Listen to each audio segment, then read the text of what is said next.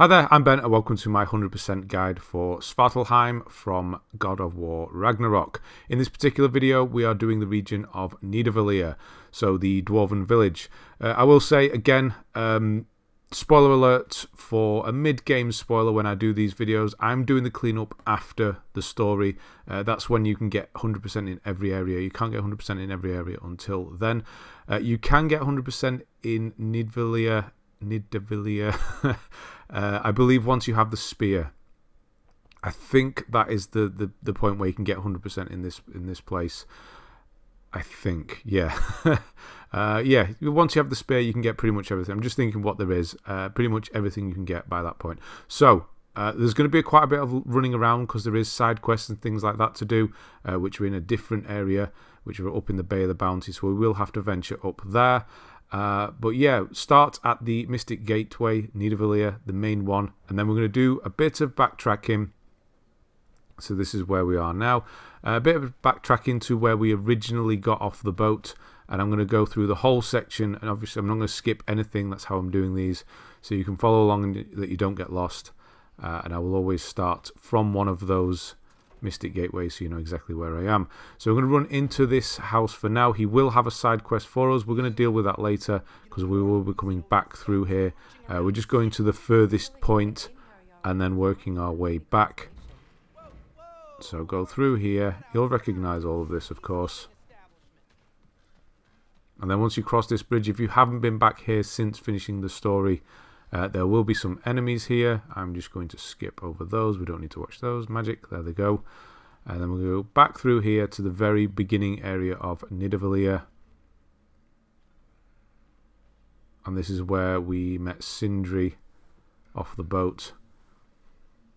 And again, there's going to be some enemies here for you potentially, but I'm going to skip over those. Like so. So I've just killed them all. And just looking back, that's where I came through there, just so you know where I'm up to. And then we're going to run down here. There's actually a scroll. We're going to pick that up in a moment. Going to the furthest point, which is here. So there will be a barrier here that you will need to shoot with the sonic arrows. I've already done that. And then when you go through, there's going to be a chest, which I've already opened. And then there's going to be this artifact, which is one of Kvasir, his poems, which are all, again, PlayStation references. I will let you comment on which one that is if you know. I'm not going to give anything away. And then when we're going to start backtracking now, backtrack to backtrack. So here's the second one. This is the lore for the area. So there are two lore, there are two artifacts, Odin's Raven, legendary chest, a 9 realms in bloom, a side quest, a Favour, and a Berserker Gravestone. There is the Eye of Odin, the Raven, sorry, the one of his ravens. That's the only one in this area. So, yeah, that's it. We're ticked off for this little bit now. We can start going backwards again. Working our way back. I wanted to finish by the Mystic Gateways because we do have to do a bit of warping in between those two. So that's why we're doing it this way around. So from here, throw your spear across. You can see I've just plugged it into that post there, that vent, and then we jump across, and this is the 9 realms in bloom. This is the Sparkthorn, so obviously there's only one per realm. This is the one for this one.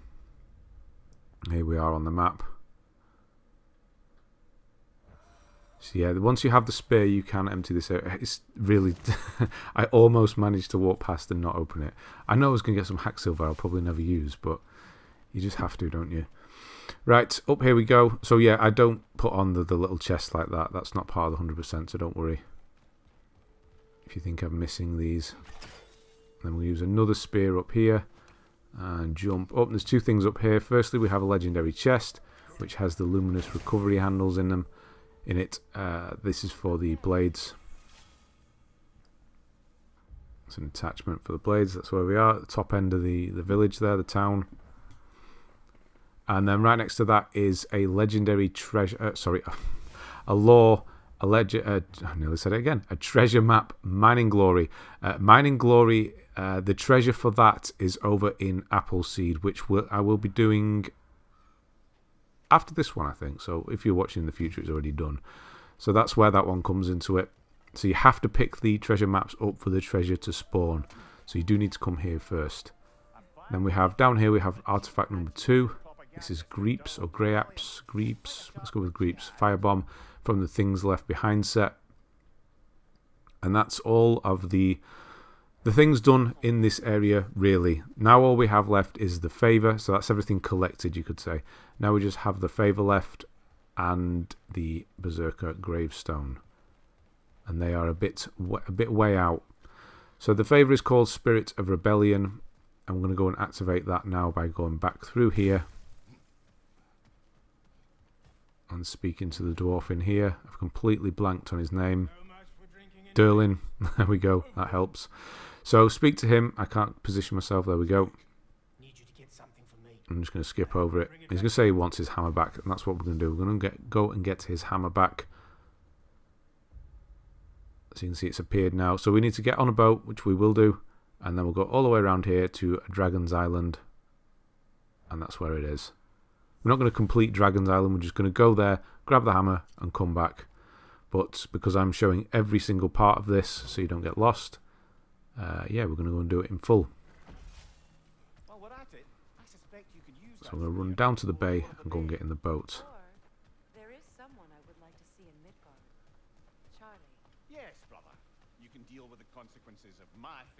There is no teleport there yet. I haven't been to this area. I've managed to complete the whole game without going to most areas or collecting anything. It was a bit harder than you might think because, you know, shiny thing, you have to pick it up. But yeah, I managed to skip them all. So it's a bit of a snake. I guess this is some sort of loading section because, I don't know, you know, twisting and turning. Maybe it's not, I don't know. Just kind of speculating. Right, when you come out into the open, to the main lake, stick to the right hand side. Going between this island here. And you're looking for the big statue there with the hammer. And that's where we're heading. So again, if you have not been to this island before, there will be some enemies here. Dragon's Beach, sorry, not Dragon Island. So I'm just going to skip over this fight. I've just killed them all. There's quite a few enemies on this island. Island again, beach. And then we're going to go up this chain and go and get the hammer. So again, we do need the spear before we can complete this.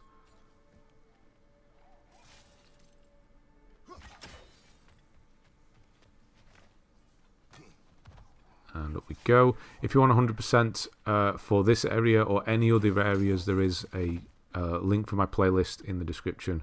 I'm doing one for every single area, but breaking every single realm and breaking every single realm down into individual areas, just for ease. You know, you don't want to go through a 2-hour video just to find a single thing on Dragon's Beach. So it's a bit easier. Right. So we're going to draw on here with the upgraded chisel that we will have by the time we have the spear. And then I'm going to skip this. This is actually a remnant of Asgard for this area. See, I've just finished it off there. We'll deal with that properly when we do Dragon's Beach itself. And then once you're able to do so, press square to open up the hammer. And then you grab the actual hammer, the real hammer, out of this chest. And then we're going to make our way back. Unfortunately, we can't teleport. It's not too bad in this game. You probably it can get a bit annoying that you have to run here, there, and everywhere.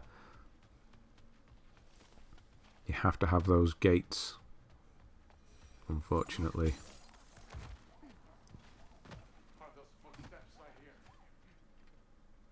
So yeah, there's lots to do on this island. Beach again. But we're going to head back for now. This is for a later video. And then the final thing we will have to do is a Berserker fight, which is simple enough. It's basically, if you don't know what they are, they're basically like the Valkyries from the first one. Little mini bosses.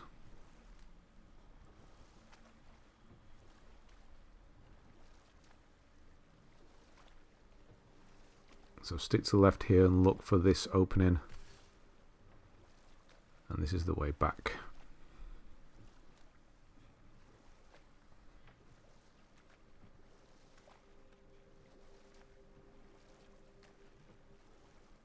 And then once we have gone and turned this quest in, this favour in, that's it all done, and we'll get the trophy rebel leader. And then we will use the teleport to go elsewhere, because Nidavellir actually extends a bit further. It'll make sense in a minute when we get there. Go on out the way.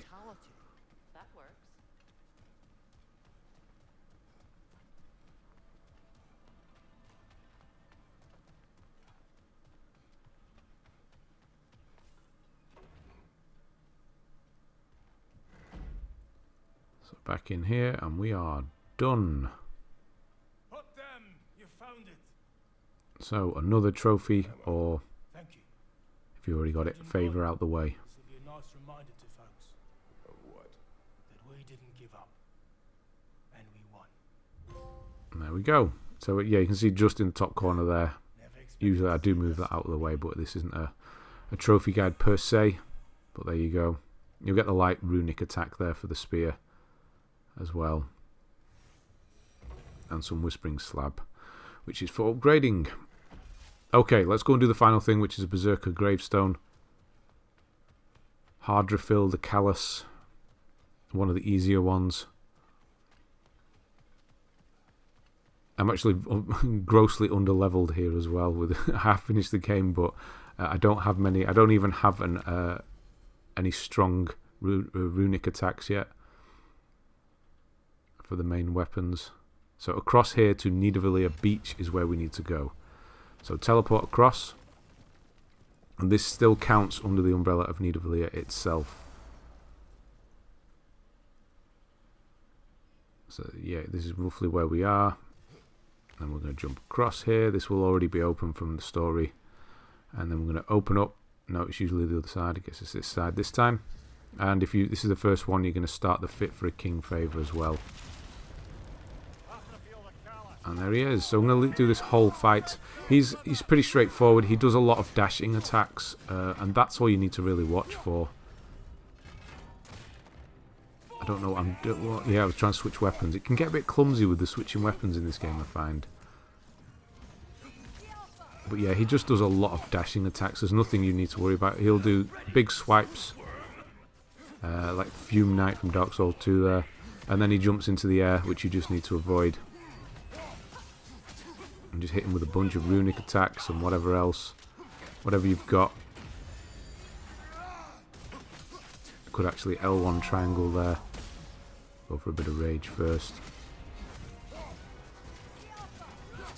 Yeah, this is where it goes a bit wrong there. Took a hit. And yeah, I was going for a... see if I could do him without getting hit. But then, yeah, it went a bit wrong there. Did the runic attack when I shouldn't have done.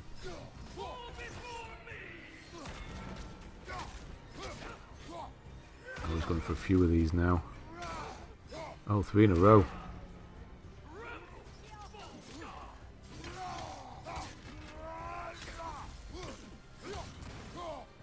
Let's finish him off with a bit of rage.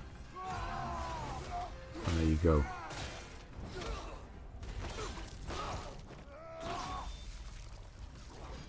That's him done. That's Berserker done. And that is the whole of Nidavellir at 100% now.